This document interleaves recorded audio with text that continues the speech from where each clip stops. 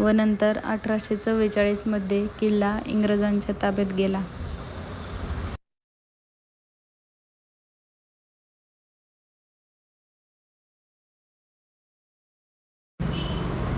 गडावर पाहण्यासाठी राजवाडा म्हणजेच ताराबाईचा वाडा, सज्जा कोठी, राजदिंडी, अंबरखाना, 4 दरवाजा, सोमाळे तलाव, रामचंद्रपंत अमात्य यांची समाधी, रेडे महाल, संभाजी मंदिर, धर्मकोठी, अंदरबाव, लक्ष्मी मंदिर, 3 दरवाजा, बाजीप्रभूंचा पुतळा.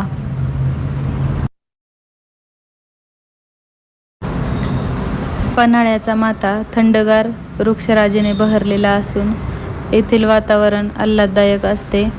सह्याद्री पर्वताच्या कुशीत माथ्यावर असणाऱ्या गडांपैकी हा एक महत्त्वाचा दुर्ग आहे.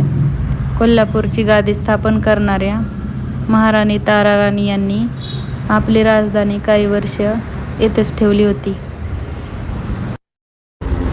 पाण्याची सोय ज्या ठिकाणी असेल तेथेच डोंगरी किल्ला उभारला जातो. पन्हाळगडाच्या भागात पाण्याच्या सोयी चांगल्या आहेत, कारण या गडाच्या उत्तरेस वारणा, दक्षिणेस कासारी आणि भोगावती या नद्यांनी हा भाग वेढलेला आहे. त्याचप्रमाणे पन्हाळगडावर साधोबा तलाव, सोमाला तलाव हे आदिलशहाच्या काळात बांधण्यात आले होते.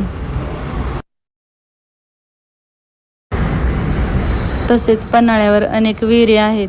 यात उल्लेखनीय विहीर कर्पूरबाव, अंधारबाव, श्री संभाजी मंदिरातील विहीर इत्यादी आहेत. त्यामुळे पन्हाळगडावर पाण्याची कमतरता नव्हती आणि आजही भासत नाही.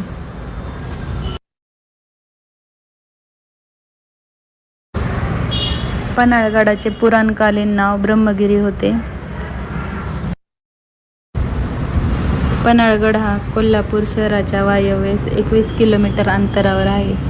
पन्हाळगड हे ठिकाण उत्तर अक्षांश 16.48 व पूर्व रेखांश 74.8 यावर वसलेले आहे. याची कोल्हापूरपासूनची उंची 700 फूट असून पन्हाळ्याच्या पायथ्यापासून उंची 275 फूट आहे. या गडाचा घेर 42 मैलाचा आहे. गडाच्या तटबंदीची बांधणी व रचना काही ठिकाणी नैसर्गिक तर काही ठिकाणी जांभा खडक फोडून 32 फुटापर्यंत तयार केली आहे.